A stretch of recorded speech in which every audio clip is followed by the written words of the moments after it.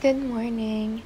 So get ready with me as a nursing student, except it's my last practical this semester. Yay, but I'm happy because it's finally coming to an end. I'm currently on my second year, first semester, and sobrang lapit na matapos yung nursing degree ko. So yun, na-excite lang ako.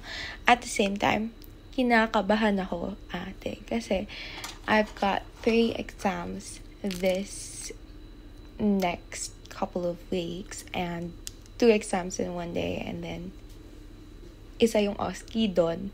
If you don't know OSCE, girl, you need to pass it to pass the unit. So very nerve-wracking, but we gotta slay, we gotta study for that, you know. Anyway, yan, sobrang arte ko, diba? I actually just moved in my new place this, I think, 3 or 4 weeks ago. And I haven't announced something yet. It's pretty exciting. Sobrang grateful ko na mayroon ako nun. And thank you, Lord, talaga, for all the blessings. Anyway, moving on. Ayan, nag-makeup lang tayo. Ako lang ba nakapag before gumamit ng sponge, ginagamit ko muna yung fingers ko so that hindi absorb ng sponge yung product.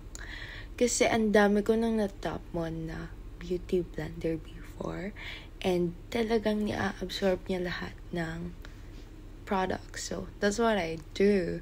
And I recommend you doing that. Kung hindi ka maarte. But I love the result kasi sobrang thin lang na nagiging layer ng makeup mo. At the same time, it's blending really well.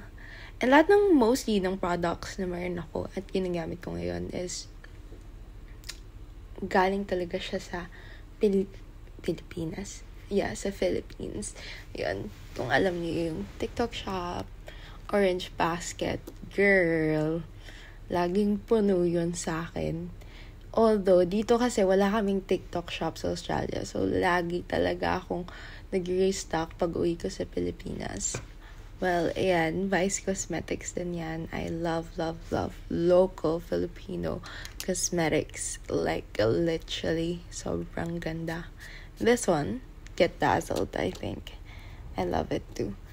So, yan. Those are my 2 favorite palettes kasi nandun na lahat. Parang kompleto na lahat. Although yung Tavian, PO lang siya with the bronzer, highlighter, and blush on. Pero sobrang ganda din ng mga combination nun. Anyway, I just cooked no meat sukiyaki because